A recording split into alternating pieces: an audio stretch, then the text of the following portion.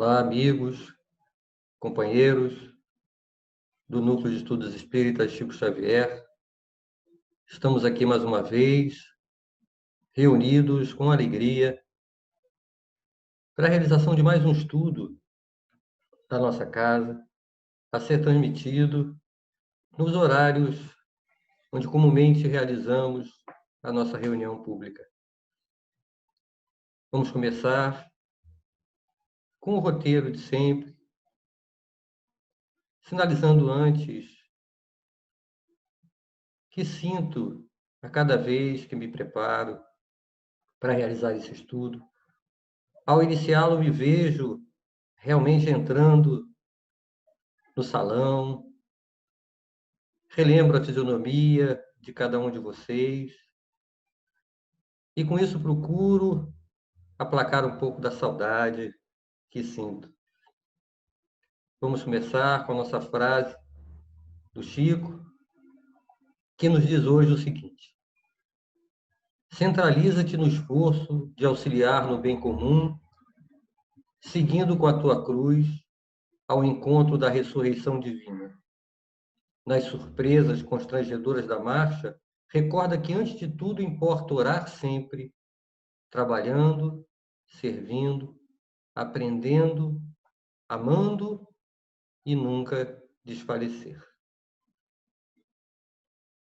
A página para nos ajudar na harmonização para o estudo, selecionada para hoje, é da obra Fonte Viva, de Emmanuel, psicografia do nosso Chico. É a lição 116, Ir e Ensinar. Portanto, ide e ensinai. Jesus. Está em Mateus, capítulo 28, versículo 19. Estudando a recomendação do Senhor aos discípulos, ide e ensinai, é justo não olvidar que Jesus veio e ensinou. Veio da altura celestial e ensinou o caminho de elevação aos que jaziam atolados na sombra terrestre. Poderia o Cristo ter mandado a lição por emissores fiéis? Poderia ter falado brilhantemente, esclarecendo como fazer? Preferiu, contudo, para ensinar com segurança e proveito, vir aos homens e viver com eles, para mostrar-lhes como viver no rumo da perfeição. Para isso, antes de tudo, fez-se humilde e simples na manjedoura, honrou o trabalho e o estudo no lar. Em plena atividade pública, foi o irmão providencial de todos, amparando a cada um conforme as suas necessidades. Com indiscutível acerto, Jesus é chamado o Divino Mestre. Não porque possuísse uma cátedra de ouro, não porque fosse o dono da melhor biblioteca do mundo, não porque simplesmente exaltasse a palavra correta e irrepreensível, não porque subisse ao trono da superioridade cultural, ditando obrigações para os ouvintes, mas sim porque alçou o próprio coração ao amor fraterno e ensinando, converteu-se em benfeitor de quantos lhe recolhiam os sublimes ensinamentos. Falou-nos do Eterno Pai e revelou-nos com seu sacrifício a justa maneira de buscá-lo. Se te propões desse modo cooperar com o Evangelho, recorda que não basta falar, aconselhar e informar. Ide e ensinai, na palavra do Cristo, quer dizer, ide e exemplificai para que os outros aprendam como é preciso fazer. Bem, meus irmãos, já então devidamente preparados, vamos ao início do estudo de hoje, cujo tema que trago para nós é João Evangelista. Pode ser que, nesse primeiro momento, haja algum questionamento em por que trazer este tema em estudo da doutrina espírita. abrindo um pouco uma exceção a um tema específico do Livro dos Espíritos ou um do Evangelho. Naturalmente, as razões ficarão um pouco mais claras ao longo do próprio estudo. Mas eu queria apresentar que esse estudo vai estar dividido em 3 partes. A primeira parte vai falar do papel de João Evangelista em relação ao legado que ele nos deixou, em relação aos escritos que encontramos nos textos bíblicos. A segunda parte falará um pouco mais da trajetória de João Evangelista enquanto esteve conosco aqui na época da divulgação da Boa Nova. E a terceira parte, finalmente, irá nos demonstrar o papel relevante que esse espírito teve quando da revelação da doutrina espírita. Vamos à primeira parte, então, que fala justamente dos textos bíblicos. A maioria de nós, claramente, conhece e tem como referência o Evangelho de João, além do trabalho deixado pelos outros evangelistas. Mas o que difere em relação aos outros evangelhos do Evangelho de João? Se tem alguma diferença? Logo numa parte introdutória do Evangelho segundo João, que encontramos na versão da Bíblia de Jerusalém, essa análise nos aponta para algumas diferenças e algumas semelhanças. Essa parte nos relata que, da mesma forma que os outros e alguns dos outros evangelhos, o Evangelho de João começa relatando o testemunho do Batista sobre Jesus, fala, na verdade, de alguns episódios da vida do Cristo e termina nos relatos da paixão e da ressurreição do Cristo. Em relação às diferenças, há alguns ditos milagres relatados que se encontram apenas no Evangelho de João, como, por exemplo, da água transformada em vinho em Canaã, a ressurreição de Lázaro. Existem longos discursos de Jesus que são relatados apenas no Evangelho de João. Por exemplo, que vem após a multiplicação dos pães. E há uma característica muito importante do Evangelho de João, é que enfatiza muito a questão de Jesus como Cristo, dentro dessa relação como sendo o Messias e a origem como um emissário de Deus. Além desses pontos indicados nessa introdução da Bíblia de Jerusalém, nós temos, por exemplo, também uma série de curas que são indicadas apenas no Evangelho de João. Um encontro onde, de alguma forma, fica mais efetivada por parte das lideranças dos judeus de que era necessário se livrar do Cristo. E até a questão da passagem de Jesus junto aos samaritanos, onde tem um momento que ele dá água àquela moça no poço, que foi justamente explorado num estudo muito especial da nossa companheira Marli Muratori recentemente aqui na casa. Além de toda essa referência do Evangelho de João, há também as epístolas. João escreveu 3 epístolas, né? Aquelas cartas que eram enviadas para aqueles companheiros que ficavam nas igrejas, nas comunidades que eram fundadas por esses missionários do início do cristianismo. E eu queria, dessas epístolas de João, destacar 2 frases que se encontram nelas, né?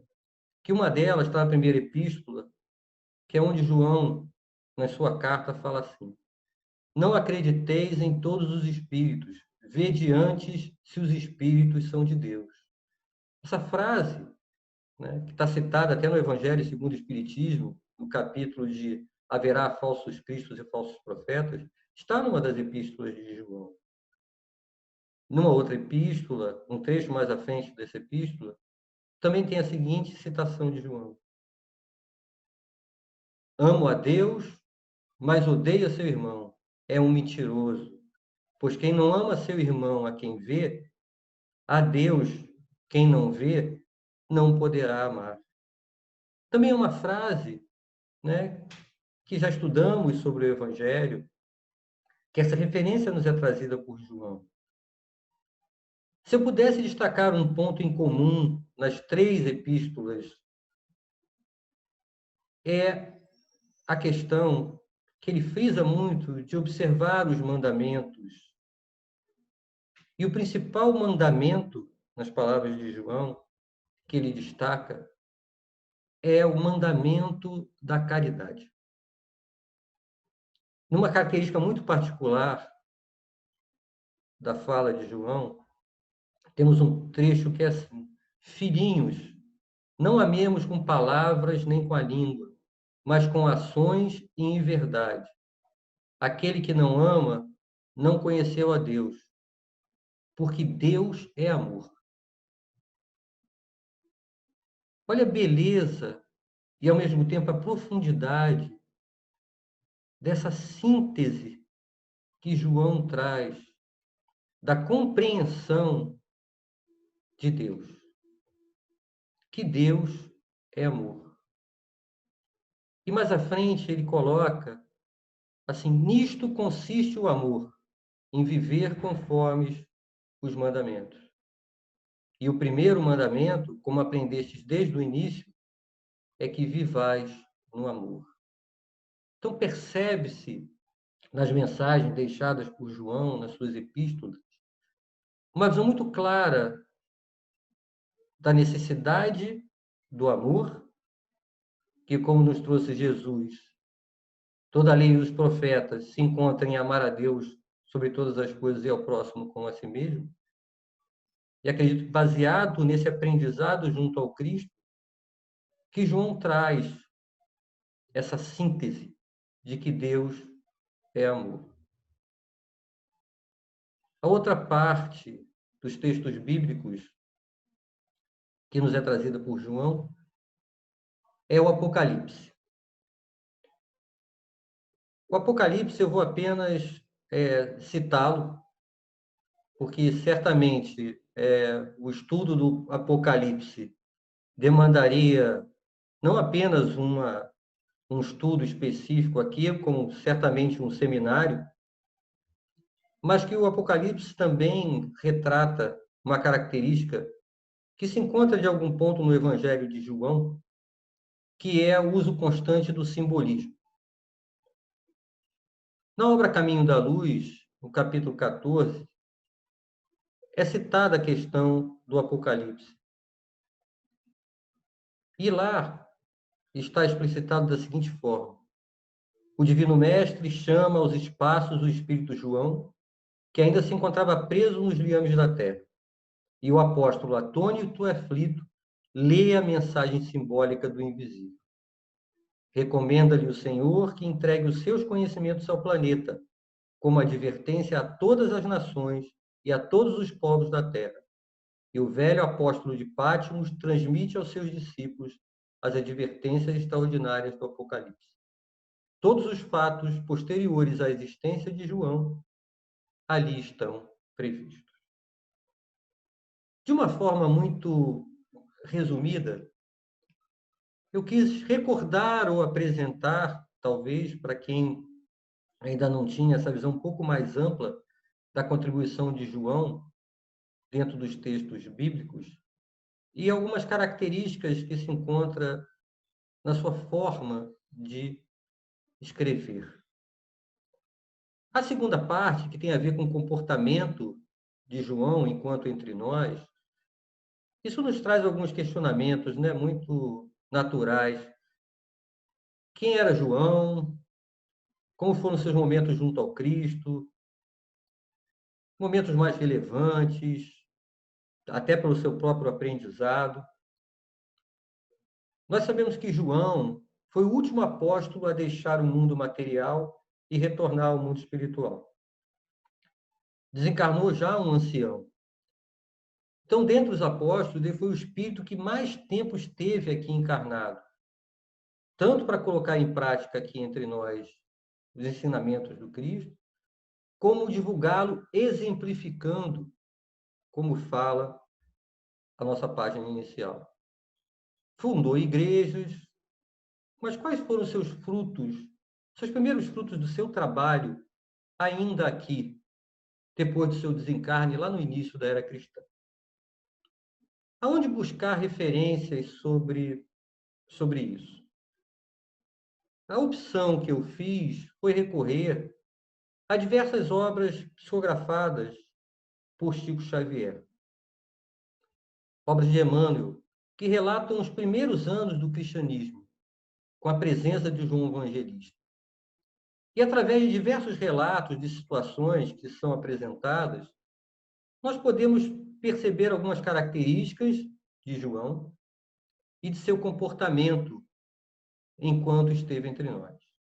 Vamos a alguns exemplos. A primeira obra que eu trago como referência para algumas situações é Boa Nova.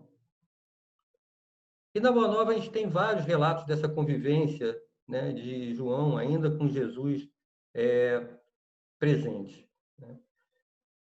E é interessante que no próprio Evangelho de João, no capítulo 21, versículo 25, ele fala assim: há, porém, ainda muitas outras coisas que Jesus fez, e que se cada uma de por si fosse escrita, cuido que nem ainda o mundo todo poderia conter os livros que se escrevessem. Então, é uma sinalização de João que o que nós encontramos nos relatos do Evangelho, e eu posso até complementar pelos relatos das obras que vieram através da mediunidade, nos apresentando situações da época, mesmo se reuníssemos todas, é claro que a atuação de Jesus entre nós tem muito mais situações, muito mais relatos. Um primeiro relato que é trazido em Boa Nova e que traz a presença de João, naturalmente, é como ele foi convocado por Jesus, né? Como Jesus o chamou.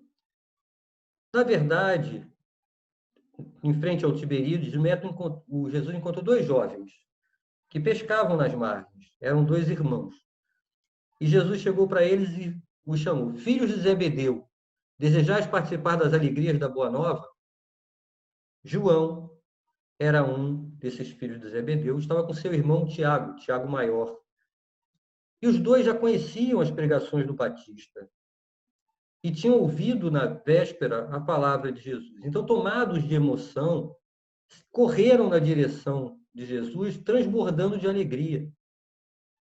Mestre, mestre, então foi um chamado que eles acolheram, aqueles jovens, com muita alegria, muita naturalidade, muita espontaneidade. Que, como nos aponta a Boa Nova, eram dois espíritos profundamente generosos, carinhosos, simples, de alma ardente e sincera. E essa característica acompanhou João não apenas nesses primeiros anos de apostolado. Nos relatos, João era conhecido justamente por esse entusiasmo.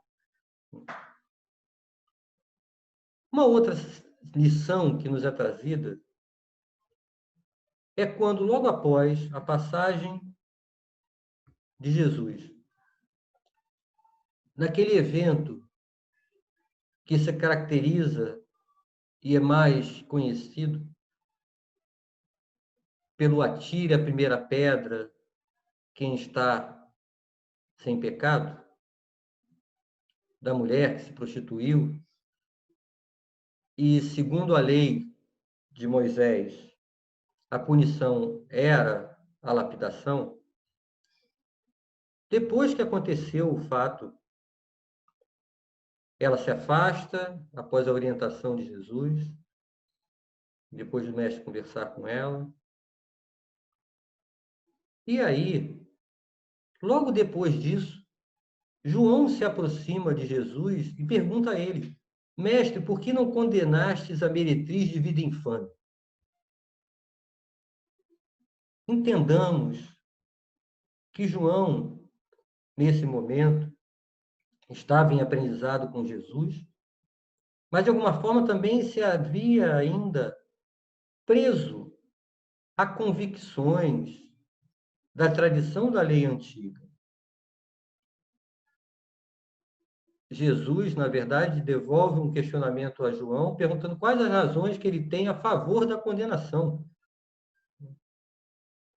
Que fala, pergunta a João se ele sabe quantas vezes aquela mulher sofreu o escárnio, o que levou aquela mulher a optar por aquela situação, e que não perdoá-la traria um agravamento à situação dela. Por que não uma nova chance? Então, dentro desse aprendizado que traz para nós, né, essa necessidade, claro, do não julgueis, mas também o exemplo do exercício da misericórdia.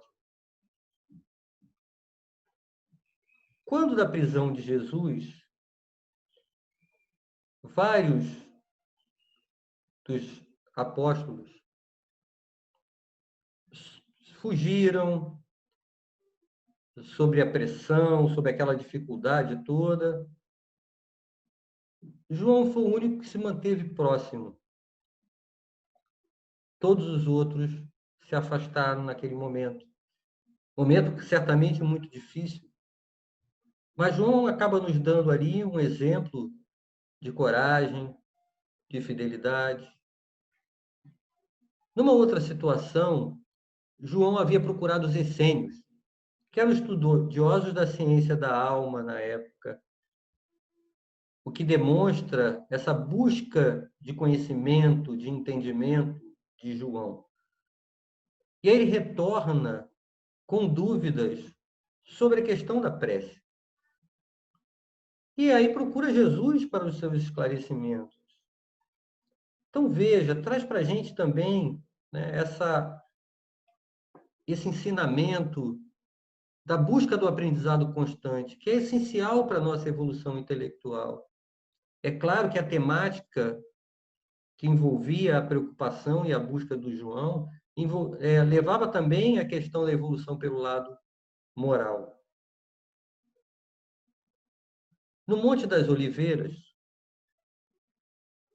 Jesus pediu que seguissem o acompanhando Simão Pedro, João e Tiago.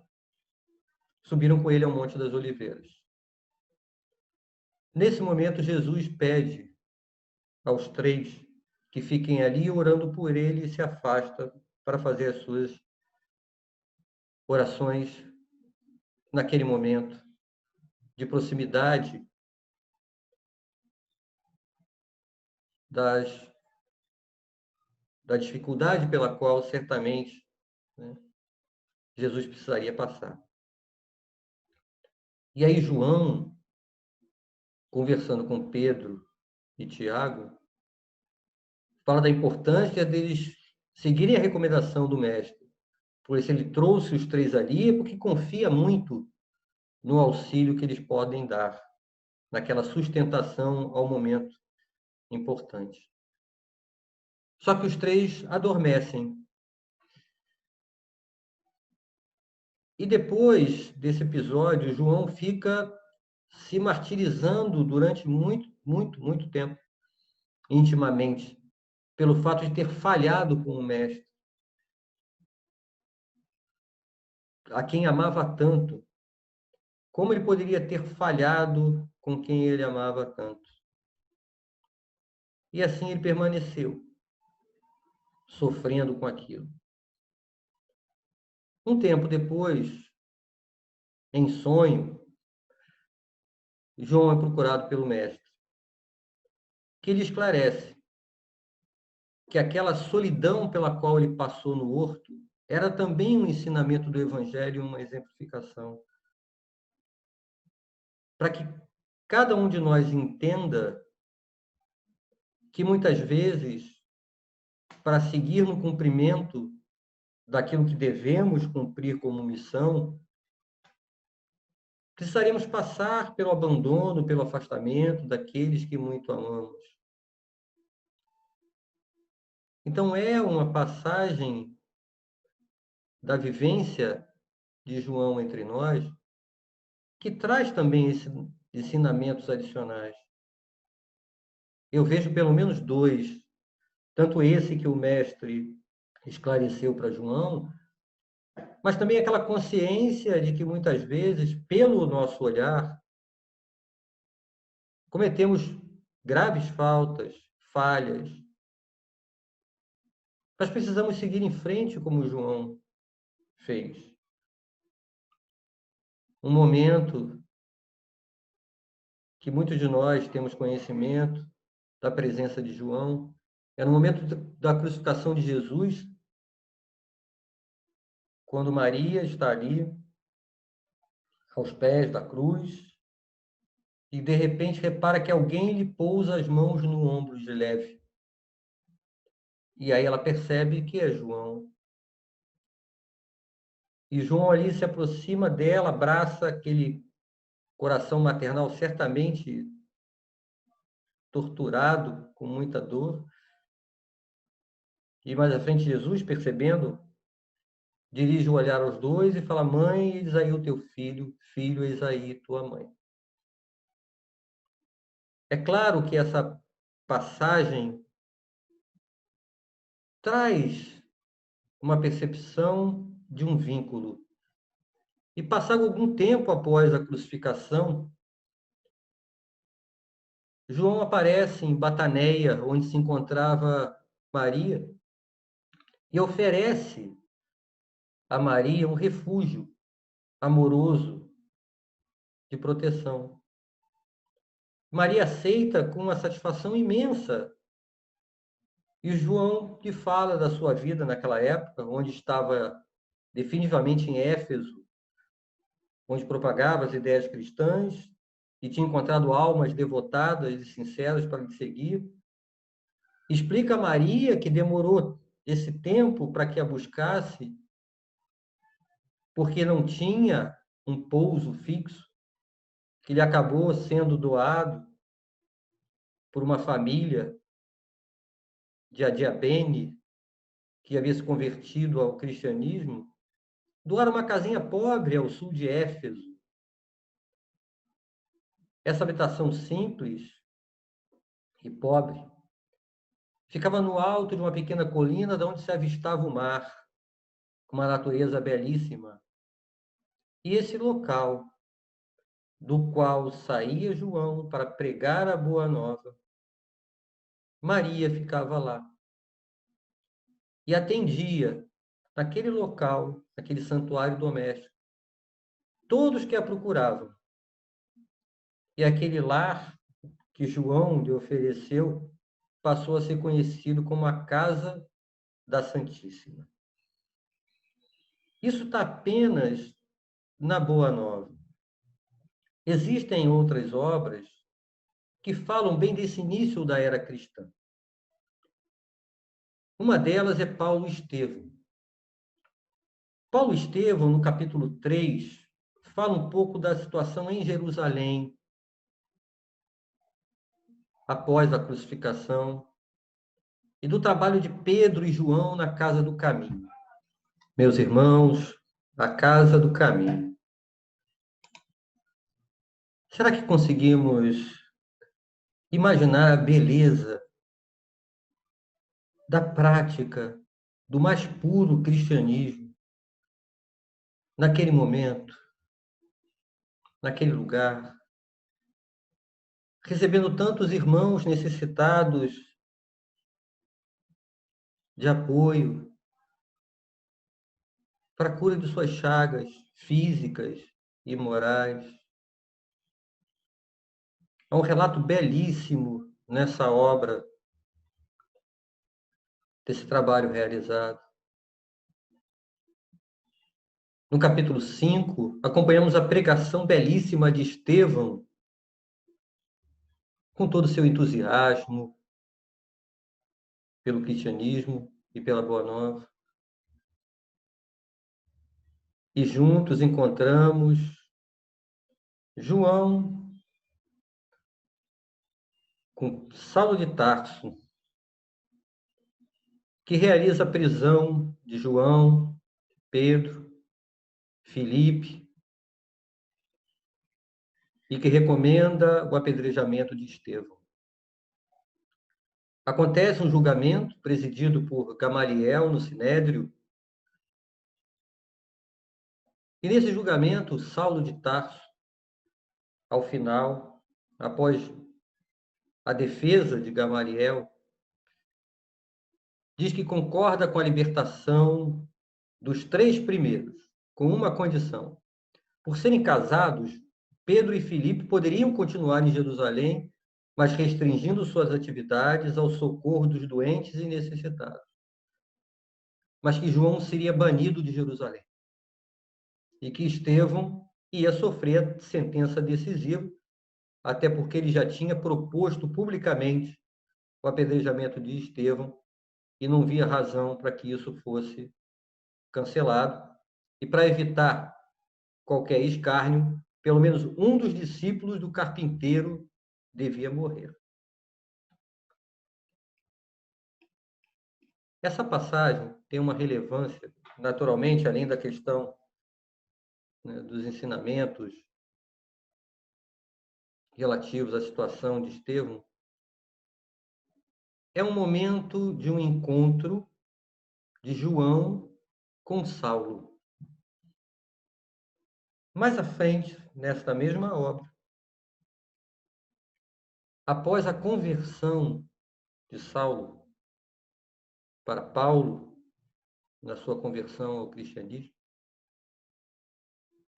após Paulo ter retornado a Jerusalém, passado por diversas dificuldades, mas mantendo-se firme na sua nova convicção, aonde ele vai buscar abrigo? Na casa do caminho. E quem ele encontra? Pedro e João. Quais foram as palavras de João quando foi anunciada a chegada de Paulo pedindo abrigo? A fala de João foi: por mim, peço a Jesus nos esclareça. Embora me recorde dos açoites que Saulo mandou aplicar-me no cárcere, antes de tudo, é indispensável saber se o Cristo, de fato, lhe apareceu às portas de Damasco. Nesse momento, João expressa que, independente das suas questões íntimas e dolorosas da sua relação com Saulo, agora Paulo, o que importava, na verdade, é se ele havia se convertido ao cristianismo. E quando Paulo se apresenta a Pedro e João, eles ficam impressionados não apenas com a transformação física deste, mas com a sua transformação moral, sua postura de humildade. E esse não foi o encontro derradeiro, ainda encarnados, de Paulo com João. Mais à frente, em Éfeso, quando João havia fundado igrejas e se estabelecido em Éfeso, quem aparece por lá para morar por 2 anos, dando apoio ao trabalho de João na divulgação da Boa Nova? Paulo. Então vejam, meus irmãos, o que essa trajetória desses 2 espíritos, ela foi se alterando ao longo daquela encarnação, e que eles souberam colocar aquelas dificuldades iniciais de lado, colocando a Boa Nova, o Evangelho, acima de tudo. Isso também serve para nós como uma importante reflexão. Numa outra obra, chamada 50 anos depois, já estamos no cristianismo no século II. Essa obra conta a história de Nestório, um escravo cristão que depois foi liberto e que também pregou a boa nova. Na sua infância, Nestório teve contato com as descrições suaves de João. Nestório teve contato com o presbítero Joanes, que foi quem João deixou a guarda dos seus manuscritos do Evangelho. Eu quero trazer o exemplo de Nestório aqui, que é uma figura central dessa obra, e como sabemos é uma das encarnações de Emmanuel, mostra o quanto a semente plantada por João germinou naqueles primeiros anos do cristianismo.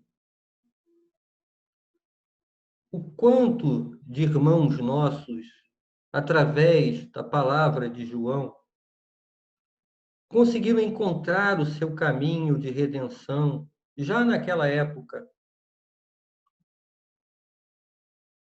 E daí, uma das perguntas, e por isso que eu estou trazendo aqui, porque ela é interessante, uma das perguntas numa das pregações de Nestório, como explicar a sensível diferença entre os evangelhos de Mateus e de João, ou entre as narrações de Lucas e as epístolas de Paulo? Vejam, essa questão que eu trouxe no início, de uma avaliação da Bíblia de Jerusalém, já era perguntada à época do início do cristianismo.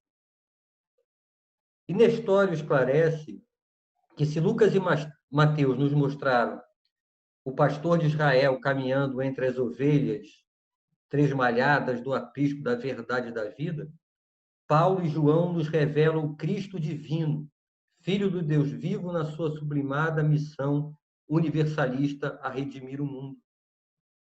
É a mesma avaliação feita daquela passagem do comentário da Bíblia de Jerusalém, porque é uma característica que está no Evangelho de João e, naturalmente, também no que é realçado das epístolas de Paulo, que mais uma vez realça a afinidade na questão da visão e da missão desses dois espíritos. Só para finalizar esse nosso caminhar por esses primeiros anos, na última obra que eu vou trazer é a obra Ave Cristo, já com mais de 200 anos de cristianismo, no início do século III. Fala um pouco da Igreja de Leão. A Igreja de Leão se caracterizava, né, por haver recebido a fé por intermédio do apóstolo João Evangelista. E ela era depositária das mais vivas tradições do Evangelho. Guardava relíquias de João, que lhe fortalecia o ânimo na fé. E esse santuário consagrado a João, como centro dos trabalhos de ordem em geral, qual era o principal trabalho daquela igreja de Leão? Eram as obras de assistência. A comunidade de Leão guardava sob a sua custódia de amor centenas de velhos, enfermos, mutilados, mulheres, jovens e crianças. Então, já com 200 anos de cristianismo, uma igreja que foi fundada sob a tradição da orientação de João, se dedicava integralmente ao acolhimento a todos os desvalidos que a procuravam, fazendo ali certamente um retrato fiel da atuação que o próprio João ajudava a realizar na Casa do Caminho.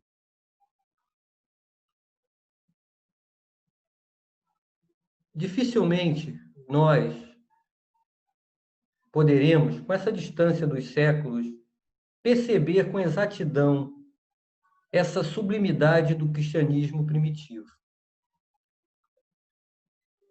Mas sabemos que a doutrina espírita, como terceira revelação, tem um papel a cumprir.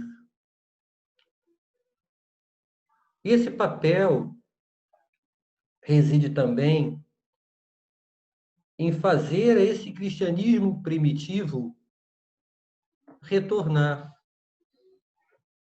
Não apenas trazendo o acréscimo de esclarecimento em relação aos ensinamentos do Cristo, mas principalmente na prática,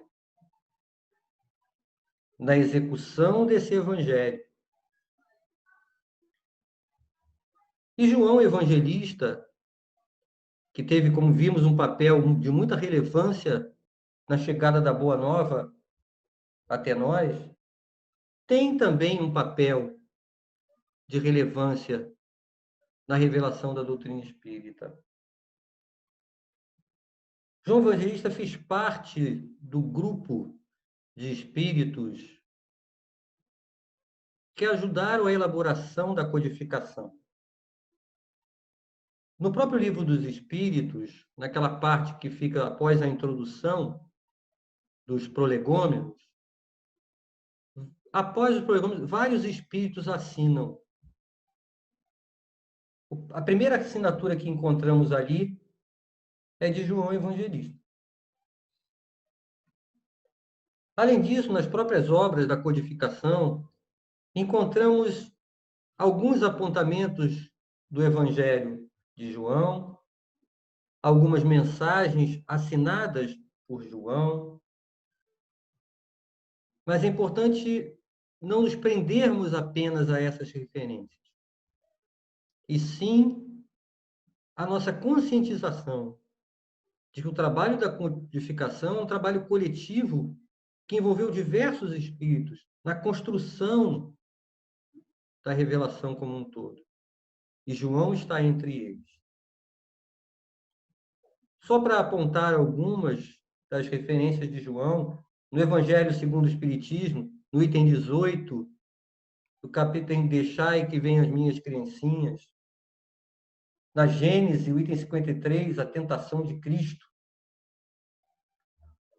o apontamento de João é o seguinte: pesai bem os ensinamentos que os evangelhos contêm.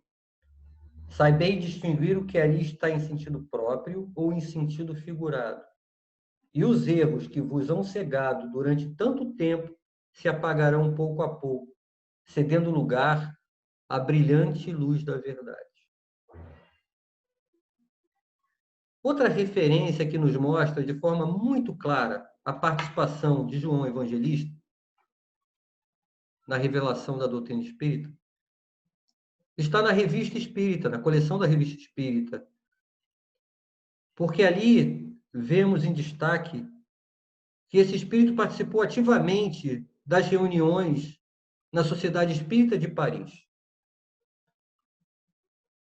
Gostaria de destacar uma situação que é indicada na Revista Espírita de janeiro de 1861, que fala assim: a senhora J, a médium, recebeu várias comunicações de João Evangelista, sempre com uma escrita muito característica e completamente diferente da sua caligrafia habitual. Tendo o senhor Allan Kardec, a pedido seu, evocado aquele espírito por intermédio da senhora Costel, outra médium, constatou-se que a escrita tinha exatamente o mesmo caráter da senhora J, embora a nova médium desconhecesse absolutamente o fato. E, além disso, o movimento da mão tinha uma delicadeza fora do comum, o que constituía ainda uma similitude. E, além disso, as respostas concordavam em todos os pontos com as que tinham sido obtidas através da senhora J. E nada na linguagem havia que não estivesse à altura do espírito evocado. Nesse ponto da Revista Espírita, deixa claro que não foi uma vez, várias intervenções de comunicação de João Evangelista foram realizadas ao longo das reuniões. Só para citar mais algumas, na Revista Espírita de novembro de 1862, tem a evocação de dois espíritos, a esposa de Remone e depois de Jacques Moulin, que tem a participação de João. Na de julho de 1873 tem uma mensagem chamada O Arrependimento. E um trecho diz o seguinte: é chegada a hora em que o Espiritismo deve revigorar e vivificar a essência mesma do cristianismo. Apagai assim por toda parte para sempre a cruel sentença que despoja a alma culpada de toda a esperança. Amai os que sofrem e assisti o arrependimento, que é a expressão e o sinal que Deus imprimiu na sua criatura inteligente para elevar e aproximar-se de si.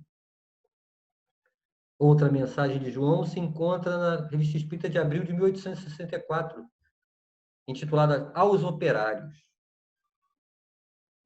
Meus amigos, a vida é a jornada da eternidade. Cumpri bravamente o seu labor. Não sonheis com o repouso impossível. Não adianteis a hora do relógio do tempo. Tudo vem na hora certa. A recompensa da coragem e a bênção ao coração comovido que se confia à eterna justiça. Sede espíritas, tornar-vos-eis fortes e pacientes, porque aprendereis que as provas são uma segura garantia do progresso e que vos abrirão a entrada das mansões bem-aventuradas, onde bendireis os sofrimentos que vos terão aberto o seu acesso. Na revista de dezembro de 1864, o amor é a lei do espiritismo. Ele dilata o coração e faz amar ativamente aqueles que desapareceram na vaga penumbra do túmulo. O espiritismo não é um som vão saído dos lábios mortais e que um sopro pode levar.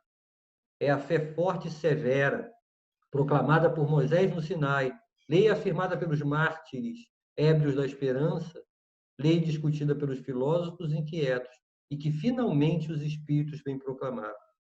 Espíritas, o grande nome de Jesus deve flutuar como uma bandeira acima dos vossos ensinos. Revista Espírita de 1868. É a última que eu trago da Revista Espírita. Os mortos sairão de seus túmulos. O Espiritismo marca a hora solene do despertar das inteligências, que usaram seu livre-arbítrio para demorarem nos atalhos lamacentos, cujos miasmas deletérios infectaram a alma com um veneno lento que lhe dá as aparências da morte. O Pai Celeste tem piedade desses filhos pródigos, caídos tão baixo que nem mesmo pensam na morada paterna. E é para eles que permite essas manifestações brilhantes, destinadas a convencer que, além deste mundo de formas perecíveis, a alma conserva a lembrança, o poder e a imortalidade. Não há, meu irmão, com ter dúvidas da participação efetiva de João Evangelista no trabalho da terceira revelação. O que é bastante natural, se ele participou tão efetivamente da divulgação da Boa Nova e do Evangelho, nada mais natural que ele participe também da terceira revelação. Eu não poderia deixar de citar a referência de João Evangelista na conversão de Eurípides Barçanufo. Eurípides Barçanufo já havia recebido de seu tio, lido a obra Depois da Morte, de Leon Denis, e numa visita à Fazenda Modelo, ele chega e faz a seguinte proposição mental: se os mortos vivem e se o Espiritismo tem fundamentação real, que o espírito de João Evangelista se manifeste e explique as bem-aventuranças através de Aristides.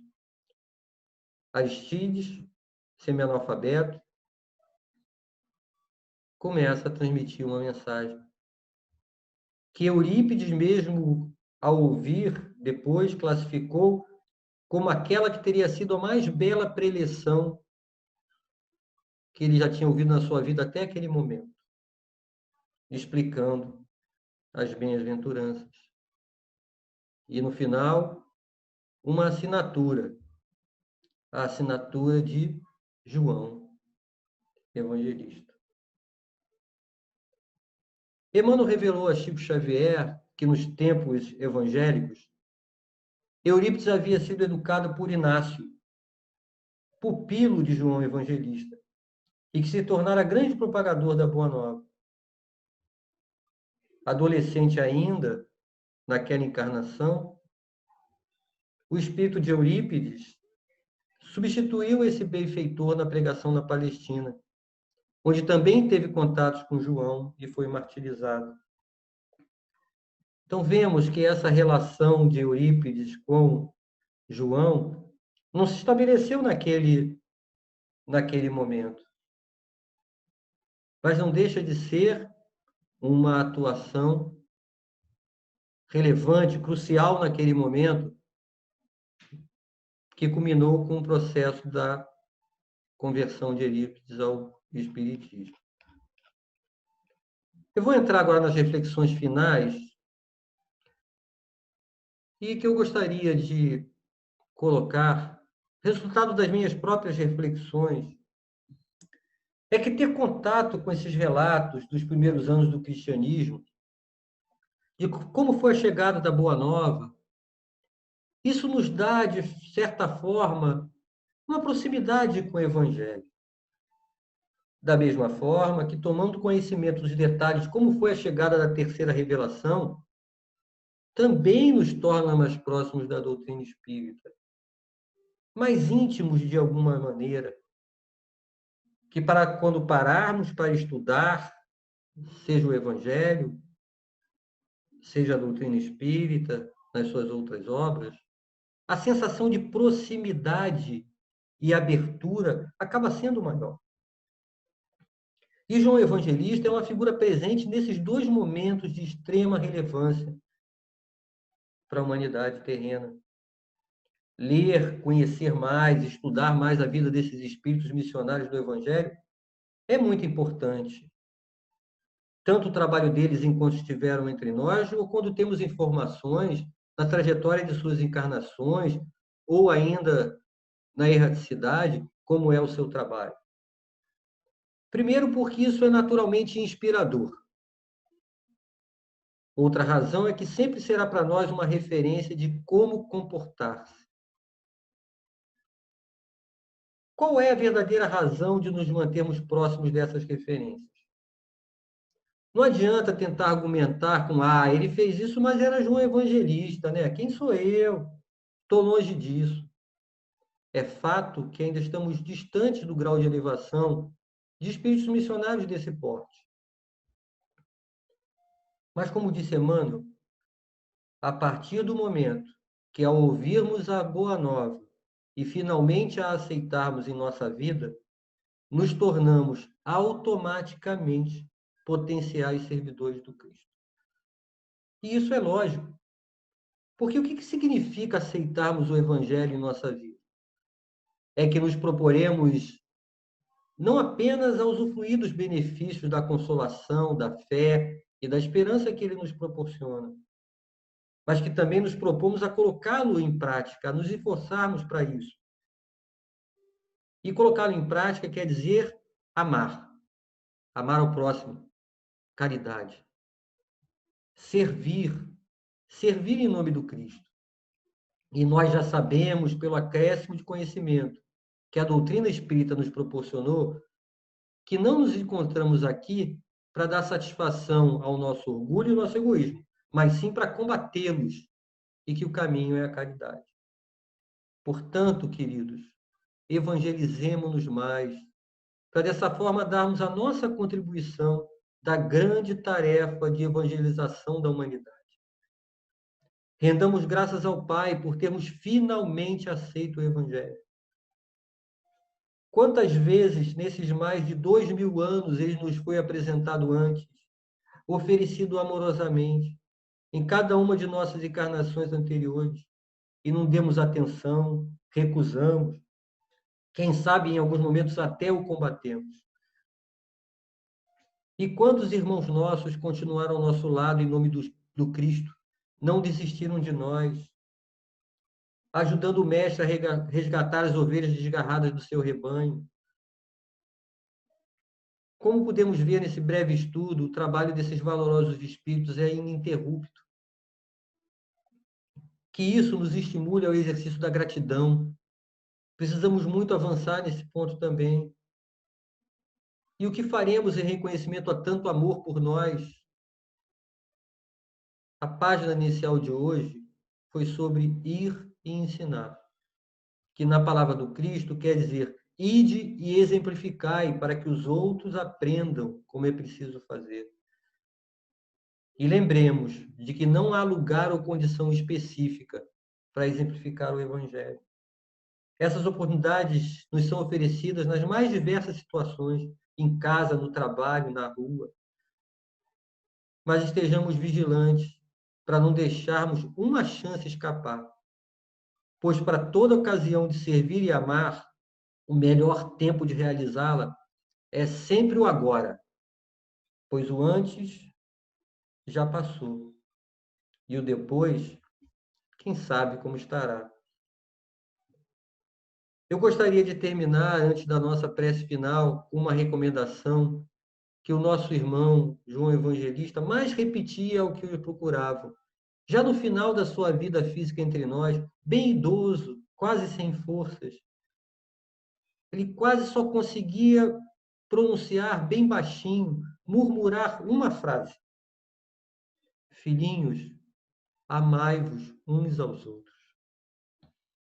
Senhor, agradecemos imensamente a todos esses companheiros que nos ajudaram a finalmente chegar até aqui, onde caminhamos, damos alguns passos na sua direção, passos lentos, vacilantes muitas vezes, mas já são passos, com o Evangelho numa das mãos, o livro dos Espíritos na outra, a fé raciocinada na mente e Jesus no coração.